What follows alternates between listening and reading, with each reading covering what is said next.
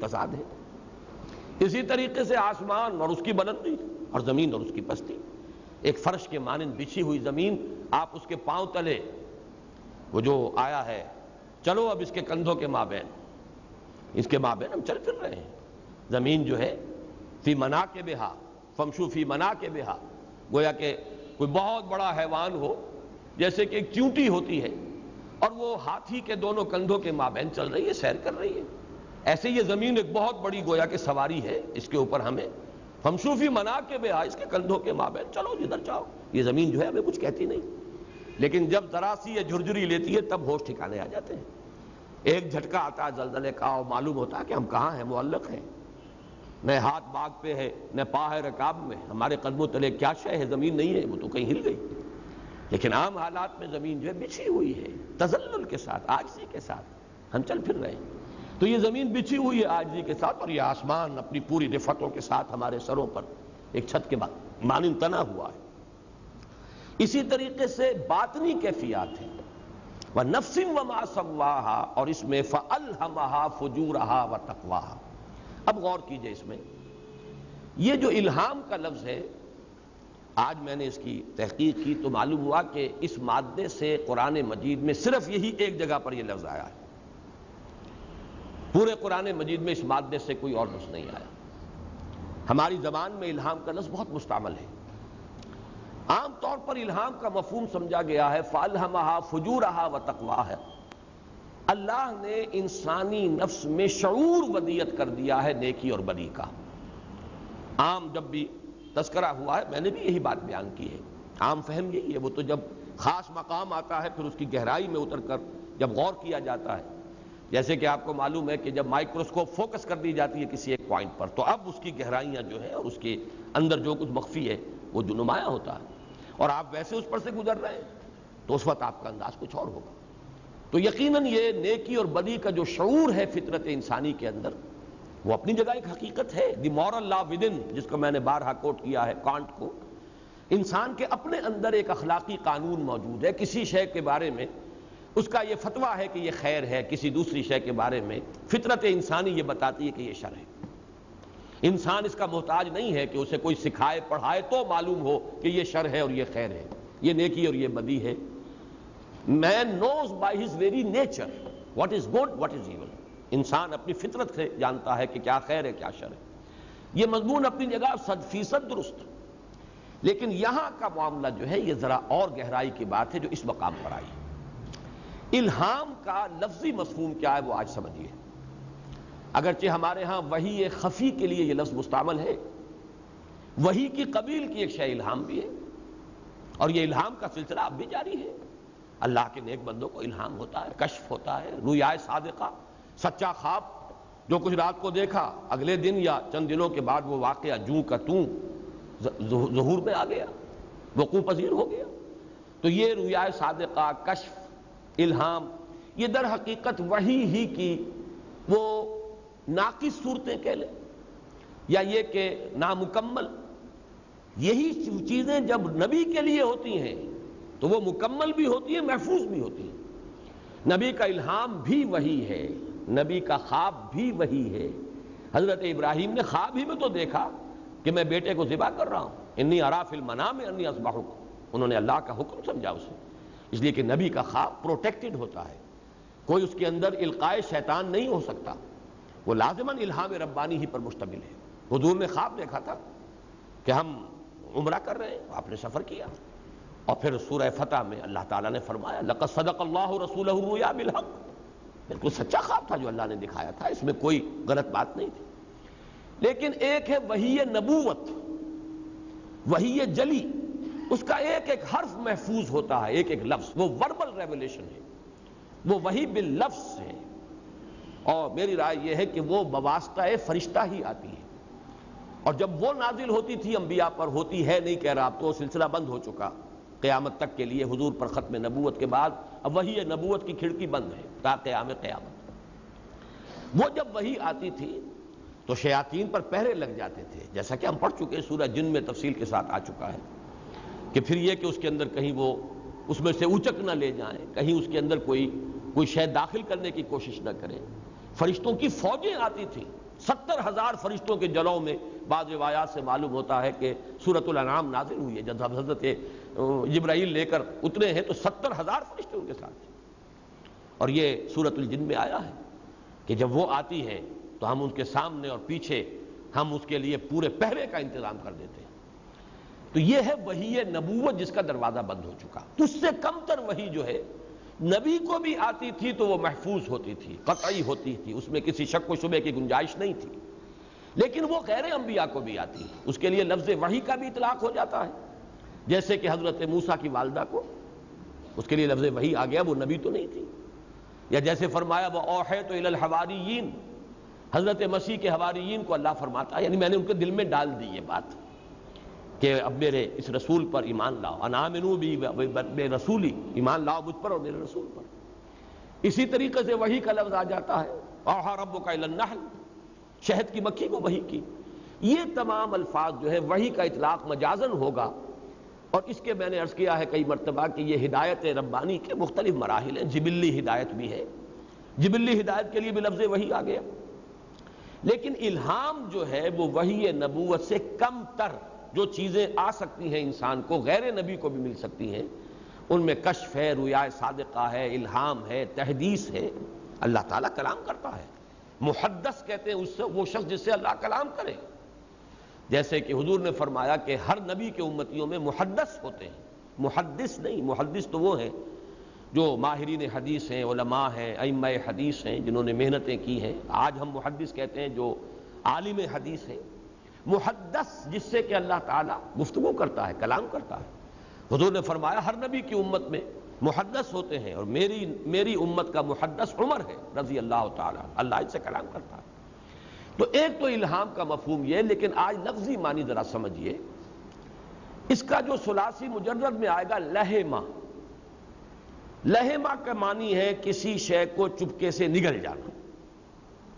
یہ جب میں غور کر رہا تھا اس کی لغوی اصل پر، تو یہ بعض آپ نے جاسوسوں کی جو حالات آتے ہیں ان کی کہانیاں، اس میں آتا ہے کہ جو اہم جاسوس ہوتے ہیں ان کو کوئی کیپسولز دیے گئے ہوتے ہیں زہر کے، انسٹنٹینیس ڈیتھ کے لیے، اور بسا اوقات وہ اپنے منہ میں رکھتے ہیں کہ جیسے ہی گرفتار ہو اسے نگل جائے خاموشی سے، اس لیے کہ ٹارچر کے ذریعے سے ان سے کوئی راز اگلوا نہ لیے جائیں۔ تو یہ کام ہوتا ہے، خاموشی سے چپکے سے کوئی چیز نگل جانا، یہ ہے لہما۔ اسی کے لیے جو لفظ آتا ہے جو علماء لغت ہیں انہوں نے بلع یا ابتلع، ان دونوں کا ایک ہی مفہوم ہے، کسی چیز کو نگل جانا۔ یا ارض ابلعی ماء کے، اے زمین، جیسے کہ آیا ہے سورہ ہود میں، جب حضرت نوح کی قوم کو ہلاک کیا گیا تو زمین سے بھی پانی کے سوتے پھوٹے، فجرنا الارض عیونا، اور آسمان سے بھی چھاجو پانی برسا، اور دونوں پانی جو ہے وہ جڑ گئے، مل گئے۔ والتقى الماء على شيء قد قدر، جو طے چیز ہو چکی تھی اس کے لیے یہ زمین کا پانی، آسمان کے پانی مل گئے۔ لیکن سورہ ہود میں ہے پھر کہا گیا، اب جب وہ ہلاک ہو گئی قوم، مقصد پورا ہو، یا ارض ابلعی ماءک، اے زمین اب اپنے پانی کو واپس نگل جا۔ زمین نے اپنے پانی کو دوبارہ نگل لیا۔ تو بلع اور ابتلع، کسی شے کو خاموشی سے خفیہ طور پر نگل جانا، یہ ہے لہم۔ الہم یلہم الہاما باب افعال ہے، کسی کو کوئی شے نگلوا دینا، کسی خفیہ طور پر کوئی شے کسی کے اندر اتار دینا، یہ ہے در حقیقت الہام کا اصل مفہوم۔ اور اس میں صرف کسی شے کا شعور اور ادراک اور علم نہیں، بلکہ اس کے داعیات اور محرکات۔ فَأَلْهَمَهَا فُجُورَهَا وَتَقْوَاهَا، ہمارے اندر اللہ نے اتارے ہوئے ہیں وہ داعیات بھی کہ جو فجور پر آمادہ کرنے والے ہیں، اور وہ داعیات اور محرکات بھی کہ جو خیر کی طرف اور تقویٰ کی طرف آمادہ کرنے والے ہیں۔ یہ پھر وہی علم النفس جو ہے قرآن حکیم کا، اس کو ذہن میں رکھیے، جیسا کہ میں تفصیل سے عرض کر چکا ہوں، یہ صرف پچھلے ہفتے تو یہ بحثیں جو ہے وہ آ چکی ہیں کہ یہ نفس جو ہے کبھی تو یہ آتا ہے پوری شخصیت کے لیے، یہ لفظ کبھی آتا ہے انسانی شخصیت کی باطنی حقیقتیں جو جزوی ہیں۔ ہمارے اندر ایک حقیقت وہ ہے جسے اڈ یا لیبیڈو سے تعبیر کیا جاتا ہے، حیوانی جبلتیں، یہ اڈ یا لیبیڈو، یہ نفس امارہ ہے، ان النفس لامارۃ بالسوء۔ ہمارے اندر جو وہ روح ربانی ہے، جو شعلہ ملکوتی ہے، جو ڈیوائن سپارک ہے، وہ ہے کہ جو خیر کی طرف ہمیں آمادہ کرنے والی شے ہے، وہ داعیہ بھی ہمارے اندر موجود ہے۔ یہ بحث میں نے کی اپنی ایک تحریر میں، نبی اکرم صلی اللہ علیہ وسلم کا مقصد بعثت، اس میں میں نے خارج اور باطن میں خیر و شر کے محرکات اور داعیات جو موجود ہیں۔ خارج میں ایک طرف داعیان خیر ہیں، انبیاء کرام ہیں، یا جیسے کہ سورہ سجدہ میں فرمایا گیا وَجَعَلْنَا مِنْهُمْ أَئِمَّةً يَهْدُونَ بِأَمْرِنَا، وہ امام ہدا جو لوگوں کو خیر کی طرف بلاتے ہیں، وہ متبعین ہیں اللہ کے رسول کے، صحابہ کرام تھے، حضور بھی دعوت دے رہے تھے خیر کی طرف، اور حضرت ابو بکر بھی بلا بلا کر لوگوں کو لا رہے تھے خیر کی طرف۔ عشرہ مبشرہ میں سے 6 وہ ہیں جنہیں کہ لا کر حضرت ابو بکر نے حضور کی جھولی میں ڈالا ہے رضی اللہ تعالی عنہم اجمعین۔ تو داعیان خیر بھی ہیں اور داعیان شر بھی ہیں، مخفی بھی ہیں اور ظاہر بھی ہیں۔ مخفی داعیان شر کون ہیں؟ شیاطین جن۔ اور ظاہری داعیان شر کون ہیں؟ انسانوں میں سے جو متبع ہے شیطان کے، ان کی ذریت معنوی، ایک ذریت صلبی ہے اس کی، ایک ذریت معنوی ہے۔ جنات بھی ہیں جو ہمیں شر کی طرف بلا رہے ہیں اور شر کو مزین کرتے ہیں، ابلیس اور اس کی ذریت۔ دوسری طرف یہ کہ انسانوں میں بھی ہیں وہ داعی کے جو شر کی طرف بلاتے ہیں، لوگوں کو برائی کی طرف، ایول کی طرف مائل کرتے ہیں۔ اسی طرح جو غیر مرئی ہیں، ملائکہ ہیں جو پیٹھ ٹھونکتے ہیں، شاباش دیتے ہیں، اہل ایمان کی تثبیت کا ذریعہ بنتے ہیں۔ انثبت الذین آمنوا، جاؤ میرے جو مومن بندے ہیں ان کے قدموں کو جما دو۔ تو معلوم ہوا کہ یہ داعیان خیر اور داعیان شر یہ خارج میں بھی ہے، لیکن یہی داعی خیر ہمارے اندر ہے، وہ ہماری روح، وہ شعلہ ملکوتی، وہ ڈیوائن سپارک، وہ ہمارے اپنے اندر ہے، وہ میلان ہے۔ اس کا میلان چونکہ وہ خود عالم بالا کی شے ہے، لہذا وہ بلندی کی طرف بلاتی ہے اور پکارتی ہے، اور ہمارا حیوانی وجود وہ اس خاک سے آیا ہے، وہ ہمیں پستی کی طرف کھینچتا ہے۔ تو یہ الہمہا فجورہا و تقواہا، یہ در حقیقت نفس انسانی کی وہ 2 باطنی جزوی حقیقتیں ہیں، کہ ایک جزوی حقیقت ہماری نفس امارہ ہے، ہمارا جو اینیمل بینگ ہے، اڈ اور لیبیڈو، وہ ہے کہ جو فجور کی طرف آمادہ کرتا ہے۔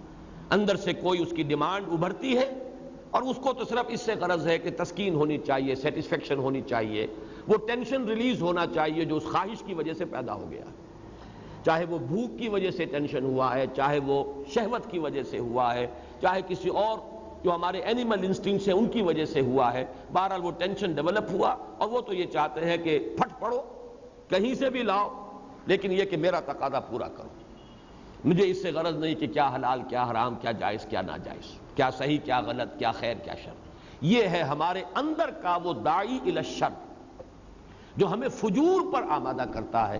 ان النفس لامارۃ بالسوء۔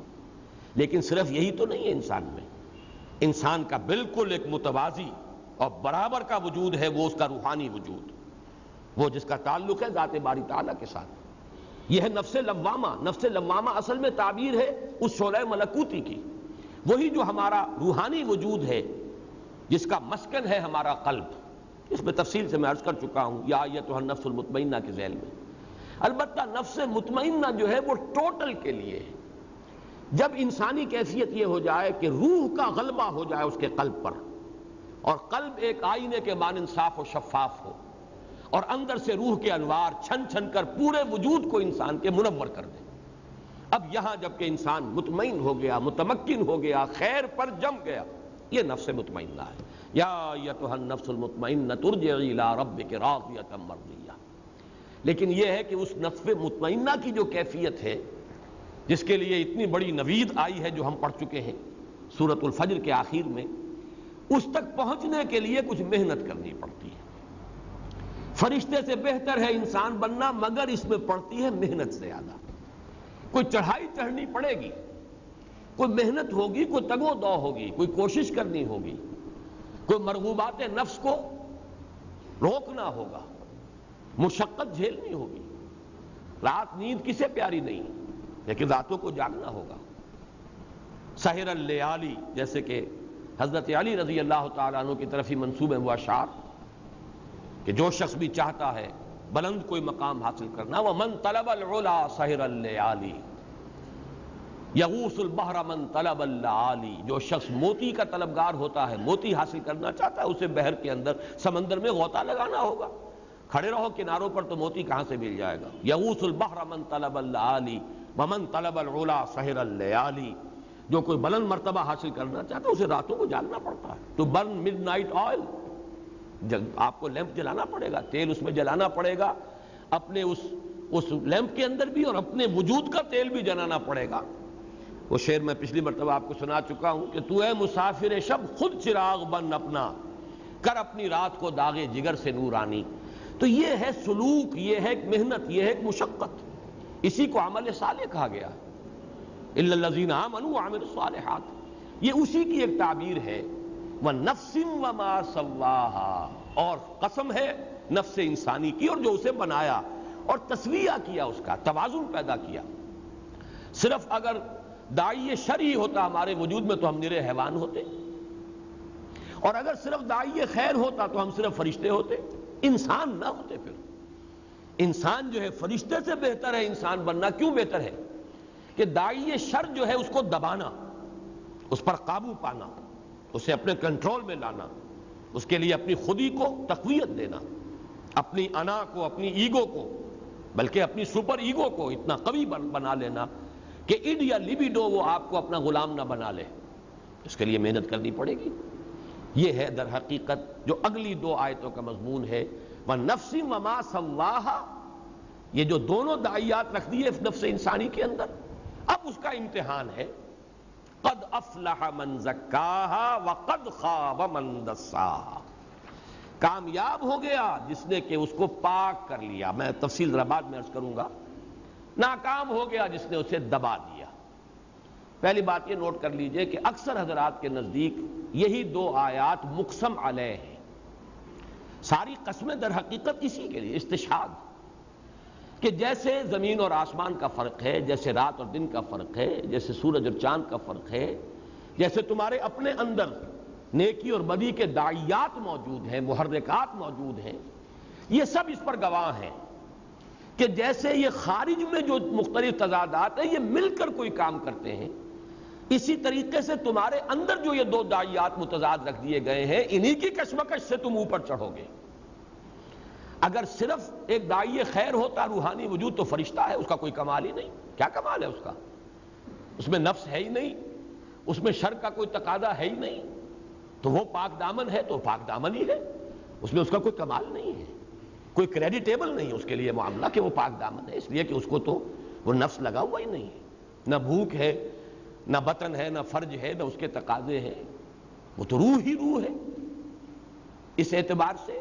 اور اگر صرف ہوتا ہمارے اندر نفس امارہ، ایڈ اور لیبیڈو تو ہم حیوان ہوتے، پھر اشرف المخلوقات کیسے بنتے؟ یہ دونوں تقاضے ہمارے اندر رکھے گئے ہیں. اندر ہمیں ایک کشمکش میں مبتلا کیا گیا. وہ کشمکش خیر و شر جو خارج میں ہو رہی ہے، ستیزہ کار رہا ہے ازل سے تائب روز، چراغ مصطفی سے شرار بولہبی. تاریخ کی بھی یہ تعبیر ہے ہماری. خیر و شر کی کشمکش ہے جو جاری رہی ہے آدم سے لے کر این دم تک، بلکہ آخری وقت تک جاری رہے گی. یہ خیر و شر کی کشمکش ہمارے اندر بھی ہے. یہی کشمکش ہے جو آپ کو اوپر اٹھائے گی. بڑا سادہ اور بہت ہی عام شعر ہو گیا ہے جسے کہ عام طور پر پڑھا جاتا ہے، لیکن مضمون اس کا بڑا گہرا ہے. تندی باد مخالف سے نہ گھبرا ہے عقاب، یہ تو چلتی ہے تجھے اونچا اڑانے کے لیے. نفس کے یہ تقاضے ہیں، انہیں کا مقابلہ کرو گے تبھی تو تمہارا مقام اور مرتبہ کو ظاہر ہوگا، معلوم ہوگا تمہارے اندر کیا کچھ ہے، تمہارے اندر اللہ نے کیا خیر رکھا ہے. اگر یہ ہے ہی نہیں، کوئی چیلنج ہی نہیں، اگر کوئی شر کا اندر سے تقاضا ہی نہیں، تو بس ٹھیک ہے جیسے فرشتے ہیں. وہ تو جب اللہ تعالیٰ نے فرمایا تھا، ارادہ ظاہر فرمایا تھا فرشتوں کے سامنے، وَإِذْ قَالَ رَبُّكَ إِنِّي جَاعِلٌ فِي الْأَرْضِ خَلِيفَةً قَالَ رَبُّكَ لِلْمَلَائِكَةِ إِنِّي جَاعِلٌ فِي الْأَرْضِ خَلِيفَةً قَالُوا أَتَجْعَلُ فِيهَا مَن يُفْسِدُ فِيهَا وَيَسْفِكُ الدِّمَاءَ وَنَحْنُ نُسَبِّحُ بِحَمْدِكَ وَنُقَدِّسُ لَكَ. یہ تو ہو ہی رہا ہے، تقدیس اور تسبیح اور تحمید، یہ تو ہم خادم ہیں، بجا لا رہے ہیں آپ کے ہر حکم کو. لیکن یہ کہ اگر کسی کو آپ نے اختیار دے دیا اور خیر کے ساتھ شر کا بھی داعیہ اس میں رکھ دیا، تو ظاہر بات ہے جہاں خیر کے برابر ہونے کا اور برابر ہونے کا اگر کوئی امکان ہے تو وہاں شر کے برابر ہونے اور بروئے کار آنے کا بھی اتنا ہی امکان ہے. تو فساد ہوگا، خوریزی ہوگی. یہ ہے در حقیقت وہ مضمون قد افلح من زکاہا وقد خاب من دساہا. اکثر حضرات کے نزدیک مقسم علیہ یہ ہے. اس میں چونکہ لام تاکید نہیں آیا، عام طور پر مقسم علیہ لام تاکید کے ساتھ آتا ہے. لقد خلقنا الانسان فی احسن تقویم. اس اعتبار سے ان الانسان لفی خسر لام یہاں نہیں ہے. اس وجہ سے جو بہرحال لغوی اعتبار سے بہت اونچا مقام رکھتے ہیں امام زمخشری رحمہ اللہ صاحب تفسیر کشاف، انہوں نے کہا ہے کہ یہ مقسم علیہ نہیں ہے، بلکہ مقسم علیہ محذوف ہے آگے، اور اس کی مناسبت زیادہ ہے اگلے جو مضمون آ رہا ہے قوم سمود کی ہلاکت اور بربادی کا. کذبت ثمود بطغواہا اذ انبعث اشقاہا الی آخر سورہ، یہ جو مضمون آیا ہے اس کی مناسبت سے وہ سمجھتے ہیں کہ یہاں مقسم علیہ محذوف ہے کہ یقیناً اے قریش تم بھی ہلاک کیے جاؤ گے جیسے کہ قوم سمود ہلاک کی جا چکی ہے. اور اس میں اگرچہ انہوں نے تو کوٹ نہیں کیا ہے، یہ میں نے زمخشری سے نہیں یہ چیز دیکھی ہے، لیکن امام رازی نے زمخشری کی اس رائے کو بیان کیا ہے. اور مولانا اصلاحی صاحب نے اسے، ہمارے اس دور کے جو مفسرین ہیں ان میں سے انہوں نے اسے ترجیح دی ہے کہ قد افلح من زکاہا وقد خاب من دساہا یہ مقسم علیہ نہیں ہے، یہ تو بیان ہے اسی کا. وَنَفْسٍ وَمَا سَوَّاهَا فَأَلْهَمَهَا فُجُورَهَا وَتَقْوَاهَا قَدْ أَفْلَحَ مَن زَكَّاهَا وَقَدْ خَابَ مَن دَسَّاهَا. یہ اسی کا ایک بیان ہے. اور محذوف جو ہے یہاں پر مقسم علیہ وہ یہ ہے تم لازماً لَتُهْلَكُنَّ، تم لازماً ہلاک کر دیے جاؤ گے جیسے کہ سمود کا معاملہ ہو چکا ہے. تو مجھے ان کی تائید میں ایک بات نظر آئی ہے کہ اس اعتبار سے گویا کہ مشابہت ہے والعصر ان الانسان لفی خسر. تو گویا کہ ان الانسان لفی خسر، انسان ہلاکت اور بربادی اور تباہی کا خطرہ مول لے رہا ہے اگر وہ اس نفس کا تزکیہ نہیں کرتا اور اپنے نفس کو اس نے دبا دیا ہے مٹی کے اندر. تو یہ ہے ایک رائے، لیکن میرے نزدیک زیادہ رائے جو جمہور کی رائے ہے، اکثر حضرات کی رائے ہے، اور انہوں نے اس کا جواب یہ دیا ہے کہ چونکہ قسموں کا سلسلہ بہت طویل ہو گیا اس لیے وہ لام تاکید کی یہاں ضرورت نہیں رہی. وہ گویا کہ وہ محذوف ہے لام تاکید، نہ یہ کہ مقسم علیہ محذوف ہو. یہ رائے ہے اور میں اسی کا قائل ہوں. اس اعتبار سے میرے نزدیک قسمیں ہیں والشمس وضحاها والقمر اذا تلاها والنهار اذا جلاها والليل اذا يغشاها والسماء وما بناها والارض وما طحاها ونفس وما سواها فالهمها فجورها وتقواها قد افلح من زكاها وقد خاب من دساها. لام کو اگر یہاں محذوف مانیں گے لقد افلح من زكاها ولقد خاب من دساها، یہ گویا کہ لام یہاں محذوف ہے. یہ رائے میرے نزدیک زیادہ ترجیح کے قابل ہے. اب غور کیجئے، ایک تو وہ بات واضح ہو گئی کہ جیسے خارج میں بظاہر متضاد جو فینومینا ہے وہ مل جل کر ایک کام کر رہے ہیں. اس زمین کے اوپر نباتات کا سارا سلسلہ، آسمان اور زمین مل جل کر، اوپر سے پانی برستا ہے، زمین اپنے خزانے نکال دیتی ہے. اسی طرح رات اور دن ہے جس سے کہ یہ نظام چل رہا ہے. اسی طریقے سے تمہارے اندر خیر و شر کے داعیات ہیں، تقاضے ہیں، بڑے زوردار ہیں. تمہارے اندر نفس امارہ بھی ہے اور نفس لوامہ بھی ہے جو روح ملکوتی سے عبارت ہے. اب ان سب کا جیسے کہ خارج میں چیزیں مل جل کر کام کرتی ہیں، اسی طرح تمہاری ترقی اور تمہارے احسن تقویم پر پہنچنے کا راستہ جو ہے اور تمہارے لیے نفس مطمئنہ کا مقام حاصل کرنا، اس کا راستہ یہ ہے کہ قد افلح من زکاہا وقد خاب من دساہا. اب یہاں نوٹ کیجئے کہ فلاح کا لفظ کئی مرتبہ بیان کر چکا ہوں، یہاں پھر واضح کر دوں. فا لام ہا کا مادہ آتا ہے کوئی چیز پھاڑ کر کچھ چیز نکال لینا. زمین میں خزانہ دبا ہوا، آپ نے زمین کھودی اور خزانہ نکال لیا. اسی لیے یہ لفظ آتا ہے کسی چیز کو توڑنے کے لیے، پھاڑنے کے لیے. چنانچہ ان الحدید بالحدید یفلح، لوہا لوہے سے کاٹا جاتا ہے، لوہا لوہے سے کٹتا ہے. ان الحدید بالحدید یفلح.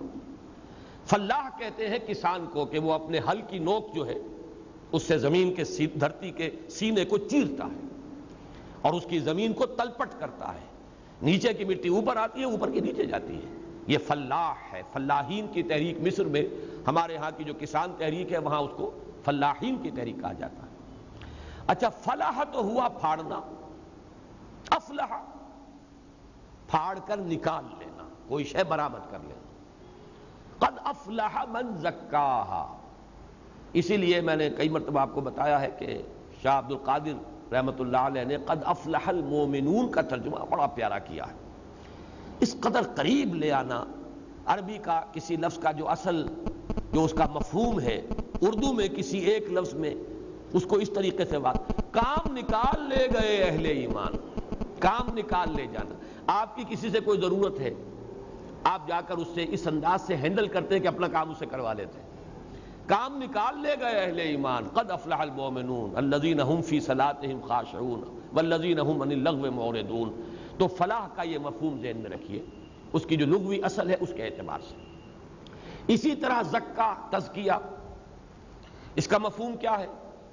دو مفہوم اس کے اندر شامل ہیں۔ کوئی آلودگی ہے اس سے پاک کر دینا، اور نمبر دو کسی شے کو نشو و نما دینا، پروان چڑھانا۔ اس کے زکا کے مفہوم میں، تزکیہ کے مفہوم میں یہ دو مفہوم بنیادی ہیں اہل لغت کے نزدیک۔ انما، نمو کہتے ہیں کسی شے کا پروان چڑھنا، تو انما جو ہے کسی شے کو پروان چڑھانا، یہ بھی لفظ تزکیہ کا ایک مفہوم ہے۔ اور اس کو، اس کے اندر جو بھی ملاوٹیں ہوں، امپیورٹیز ہوں، ان کو ہٹا کر صاف کر دینا۔ جیسے کہیں پر سونا ہے، اب سونا ملا جلا ہے، وہ دھات ہے اس کی جو نکل رہی ہے، اور اس میں امپیورٹیز ہے، آپ نے صاف کیا اور سونا جو ہے اس کو آپ نے علیحدہ کر لیا۔ لوہا ہے، لوہے کی بھی اور ہے، اس کو آپ نے صاف کیا اور لوہا برآمد کر لیا، لوہا صاف کر لیا۔ تو تزکیہ کے یہ دو مفہوم ہیں، کسی شے کو آلودگی سے پاک و صاف کر لینا اور کسی شے کو نشو و نما دینا، یہ دونوں مفہوم ہیں۔ اور یہ دونوں مفہوم جمع ہو جاتے ہیں ایک فینومینن میں کہ جس کو ہم میں سے ہر شخص جانتا ہے۔ باغ کا مالی، کوئی باغیچہ ہے، اس کا مالی ہے، وہ کیا کام کرتا ہے؟ تزکیہ کا لفظ کا اطلاق ہوتا ہے اس کے ایک فعل پر۔ اس نے کچھ پودے لگائے ہیں خود، وہ پودے چاہے پھولوں والے پودے ہوں، گلاب کا پودا لگایا، یا پھلوں کے پودے ہیں، اس نے آم کا جو ہے پودا لگایا، اب چاہتا ہے وہ پروان چڑھے، یہ گلاب کا پودا پروان چڑھے، اس میں گلاب کے پھول لگے، آم کا یہ درخت جوان ہو اور اس میں پھر آم لگے۔ ایک تو اس نے خود لگائے پودے، ایک جھاڑ جھکاڑ ہے، خود رو گھاس ہے جو اس کے آس پاس اگ جاتی ہے۔ اور یہ جو گھاس ہے، خود رو گھاس یا جھاڑ جھکاڑ، زمین میں جو بھی اس کی قوت نمو ہے اس کو اس میں سے حصہ لے رہا ہے، یہ گھاس بھی اس میں سے جذب کر رہا ہے، وہ قوت، وہ خوراک جو اس کے اندر موجود ہے اس میں سے اس نے حصہ لے لیا۔ فضا میں سے بھی آکسیجن کو وہ جذب کر رہا ہے۔ وہ کیا کرتا ہے کہ کھرپی ہاتھ میں لے کر اور ایسی چیزوں کو وہ کھود کر پھینک دیتا تاکہ ساری قوت نمو جو زمین کی ہے وہ اس پودے کے حصے میں آئے جس کو میں چاہتا ہوں کہ پروان چڑھے۔ پوری فضا کے اندر جو بھی قوت موجود ہے وہ پوری کی پوری اس پودے کے لیے اویلیبل ہو، کوئی اور اس کا حصہ لینے والا اس میں سے موجود نہ ہو، اس لیے کہ یہ پروان چڑھے۔ اس عمل کا نام ہے عربی لغت میں تزکیہ۔ اب ان دونوں الفاظ کو جوڑ لیجئے، جب تک وہ آپ کے سامنے نہ ہو انسانی وجود کا مرکب ہونا، اس کا ایک حیوانی وجود ہے اور ایک اس کا روحانی وجود ہے۔ یہ روحانی وجود لپٹا ہوا ہے حیوانی وجود میں، مادی وجود، حیوانی وجود۔ ہمارا وزن اگر کوئی ہے تو آپ معلوم ہے وہ سارا وزن تو حیوانی وجود کا ہے، وہ روح کا تو کوئی وزن نہیں ہے، وہ تو عالم امر کی شے ہے، لیکن وہ مکمل روحانی وجود ہے، وہ لپٹا ہوا اس کے اندر، ملفوف ہے۔ اب جب تک کہ آپ اپنے اس حیوانی وجود کو پھاڑ کر اس میں سے اس کو برآمد نہیں کریں گے، اور جو آپ کی توانائیاں ہیں، آپ کی قوتیں ہیں جو حیوانی وجود کے تقاضے پورا کرنے میں لگی ہوئی ہیں، جب تک کہ اس کو ڈائیورٹ نہیں کریں گے روحانی وجود کی تربیت اور اس کے نشو و نما میں، تو آپ کا جو اصل وجود ہے، جو آپ کا مالک چاہتا ہے کہ آپ پروان چڑھیں، جس طور سے پروان چڑھیں، آپ جس مقام پر پہنچیں، مسجود ملائک ہونے کا مقام جو پوٹینشلی آپ کو حاصل ہے وہ آپ ایکچولی حاصل کر لیں، وہ ممکن نہیں ہے اس کے بغیر کہ اپنے وجود کو، حیوانی وجود کو پھاڑیں، اور اس میں سے جیسے گٹھلی پھٹتی ہے اور دو پتے جو ہیں آم کے نمودار ہوتے ہیں، پھر وہ پروان چڑھتے ہیں۔ دانا پھٹتا ہے، فالق الاصباح فالق الحب والنوا، دانا پھٹتا ہے، اس کے اندر سے وہ نکلتی ہے وہ سوئی جس کو آپ کہیں، یا چھوٹے سے وہ پتیاں۔ اسی طریقے سے یہ وجود حیوانی، اس میں سے اپنے وجود حیوانی کو برآمد کرنا، نشو و نما دینا، ترقی دینا، یہ ہے قد افلح من زکاہا۔ اور آج پھر آپ کو بتا رہا ہوں کنفیوشس کا جملہ جو بارہا میں نے آپ کو سنایا ہے، چونکہ اس حقیقت کی تعبیر بہترین خوبصورت ترین الفاظ میں اس نے کی ہے، مین ان ہز اگنورنس، نہیں بلکہ یہ اپنشد کا جملہ ہے، man in his ignorance identifies himself with the material sheets which encompass his real self۔ اصل سیلف اندر ہے ایگو، ہمارا وجود روحانی، اس کے گرد یہ مادی غلاف ہیں، یہ وجود ہمارا، یہ جو بھی جسم جو ہے یہ در حقیقت اس کے گرد لپٹا ہوا ہے۔ ہماری جو اگنورنس ہے اور جہالت ہے وہ یہی تو ہے، ہم اس کو سمجھ لیتے ہیں کہ یہ میں ہوں، اور ہم بھول گئے کہ ہماری اصل حقیقت تو وہ ہمارا روحانی وجود ہے، ہماری جو بھی عظمت ہے اس کے اعتبار سے، اشرف المخلوقات ہے تو اس کی وجہ سے ہے، حیوانی وجود کی وجہ سے نہیں ہے۔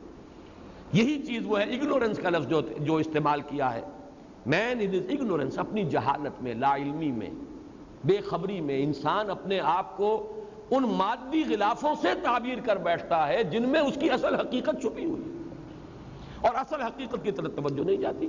یہ میں تفصیل سے بیان کر چکا ہوں سورہ حشر کے آخری رکوع کی جو آیت ہے، وَلَا تَكُونُوا كَالَّذِينَ نَسُوا اللَّهَ فَأَنسَاهُمْ أَنفُسَهُمْ، ان لوگوں کے مانند نہ ہو جاؤ جنہوں نے اللہ کو بھلا دیا تو اللہ نے انہیں اپنے آپ سے غافل کر دیا۔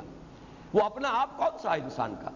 اپنے وجود حیوانی سے تو کوئی غافل نہیں، اس کو کھلانا پلانا نہلانا دھلانا کپڑے پہنانا خوشبو لگانا اچھے سے اچھے قیمتی سے قیمتی صابن لے کے آنا، ذرا اس میں تکلیف ہو جائے تو اعلیٰ سے اعلیٰ ڈاکٹر کے پاس پہنچ کر اس کا علاج معالجہ کرنا، ہر شخص لگا ہوا ہے۔ کون اپنے آپ سے غافل ہے؟ وہ اپنا آپ کچھ اور ہے جس سے انسان غافل ہو جاتا ہے، وہ اس کا وہ روحانی وجود ہے، اسے شعور ہی نہیں رہا۔ اور آج کا جیسا کہ میں نے بارہا کہا ہے، عہد حاضر کا سب سے بڑا المیہ، سب سے بڑی ٹریجڈی یہی تو ہے، انسان آپ کو محض حیوان سمجھ بیٹھا ہے۔ ڈارون کے نظریے نے جو تباہی پھیلائی ہے، جو در حقیقت یہ ہے کہ جب یہ بات سامنے آئی کہ انسان جو ہے وہ بھی حیوان ہی، ارتقاء یافتہ شکل ہے حیوانات کی، لوور اینیمل سے slightly at a higher level of evolution, that's آل۔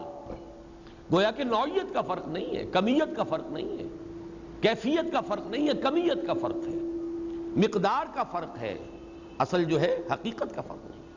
یہ ہے در حقیقت وَلَا تَكُونُوا كَالَّذِينَ نَسُوا اللَّهَ فَأَنسَاهُمْ أَنفُسَهُمْ۔ تو قد افلح من زکاہا اگلی صورت میں آئے گا۔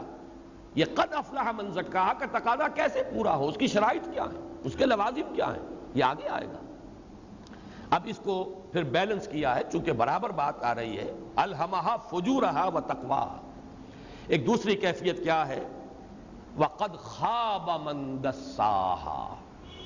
خوابہ، ناکام، خائب، خاسر، خائب و خاسر تقریباً ہم معنی الفاظ ہیں۔ خوابہ ناکام ہو گیا، نامراد ہو گیا، برباد ہو گیا، تباہ ہو گیا۔ من دساہا، اس لفظ پر ذرا غور کیجئے۔ دسا یا دسو کا اصل مفہوم ہے کسی چیز کو چھپا دینا، دبا دینا، اور یہ بھی ان الفاظ میں سے دال سین سین۔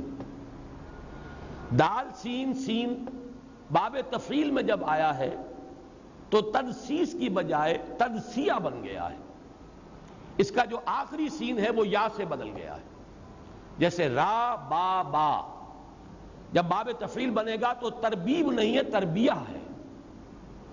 اسی طریقے سے لام با با، یہ تلبیہ، لبیک اللہم لبیک، لبیک لا شریک لک لبیک، مادہ تو ہے لام با با، لیکن باب تفعیل میں وہ تلبیہ بنا ہے، لبا یلبی تلبیتن، ربا یربی تربیتن۔ اسی طریقے سے دسا یدسی تدسیتن، یہ ہے در حقیقت باب تفعیل سے جس کا مادہ بنا ہے۔ تو گویا کہ دسا یدسو اور دسا یدسی، یہ باب اگر ثلاثی مجرد میں آئے گا تو دسا اور یدسو، اور باب تفعیل بنایا دسا یدسی۔ یہ مفہوم ہے کسی شے کو دبا دینا، چھپا دینا۔ آج جب میں دیکھ رہا تھا قرآن مجید میں یہ لفظ بھی صرف ایک ہی جگہ آیا ہے، ایک اور جگہ، ایک تو یہاں آیا دساہا، اور ایک اور آیا ہے یہ سورۃ النحل میں۔ وہاں جو اس کا تذکرہ ہوا ہے اس کو ذرا نقشہ ذہن میں لے آئیے تو حقیقت بہت واضح ہو جائے گی. القرآن یفسر بعضہ بعضا، الفاظ کا بھی اگر اس اعتبار سے مطالعہ کیا جائے کہ اور کہیں یہ مادہ کہاں کہاں آیا ہے اور اس کے اندر کیا مفہوم ہے، تو اس سے آپ کو کسی خاص مقام پر جب وہی مادہ آتا ہے تو اس کے جو حقیقی مفہوم ہے اس پر روشنی ملتی ہے. چنانچہ وہاں نقشہ کھینچا گیا ہے اہل عرب کی وہ عادت کہ اگر کسی کے ہاں بیٹی ہو گئی، اسے خوشخبری دی گئی، لو بھائی مبارک ہو تمہیں اللہ نے بیٹی دی ہے، تو یہ بیٹی کا ہو جانا اس کے لیے خوشخبری نہیں ہوتی تھی. ایک عجیب ان کے ہاں غیرت کا ایک جاہلانہ ایک تصور تھا. یہ تو بڑی ہی یوں سمجھیے کہ بڑی مصیبت آ گئی ہے، بیٹی کا باپ بن گیا، توہین ہو گئی. اب وہ اس فکر میں رہتا تھا کہ میں اسے رکھوں اپنے پاس، اس بے عزتی کو برداشت کرتا رہوں، یا اسے مٹی میں دفن کر دوں. یہ جس کا سورۃ التکویر میں بھی ذکر آیا، وَإِذَا الْمَوْءُودَةُ سُئِلَتْ بِأَيِّ ذَنبٍ قُتِلَتْ، موعودہ زندہ دفن کر دینے والی کی جانے والی. چنانچہ سورۃ النحل کی آیت نمبر 59 ہے کہ جب اسے یہ خوشخبری ملتی ہے تو وہ سوچتا رہتا ہے أَيُمْسِكُهُ عَلَىٰ هُونٍ أَمْ يَدُسُّهُ فِي التُّرَابِ،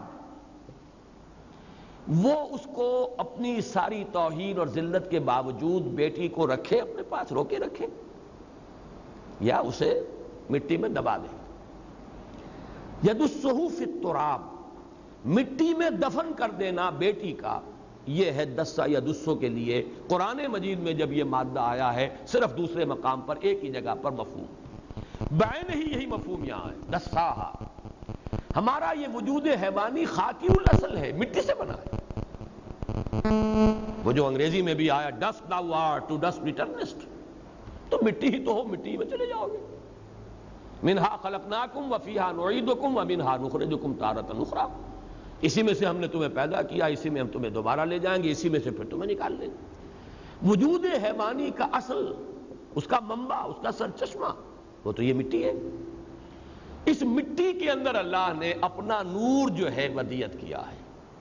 غافل تو نرا صاحب ادراک نہیں ہے، بڑا پیارا شعر اقبال کا ہے، نور تجلی بھی اسی خاک میں پنہاں. میرا یہ وجود حیوانی خاکی ہے، لیکن اس خاک میں اور ایک اور حیوان کی خاک میں زمین و آسمان کا فرق ہے. اس میں اللہ کا نور تجلی ودیعت کیا گیا ہے. ہمارا وجود حیوانی مٹی سے بنایا گیا، ہم نے مٹی سے بنایا، لیکن یہ کہ فرشتوں سے کہہ دیا تھا فَإِذَا خَلَقْتُ سَوَّيْتُهُ وَنَفَخْتُ فِيهِ مِن رُوحِي فَقَعُوا لَهُ سَاجِدِينَ، جب میں اس کا تسویہ کر لوں،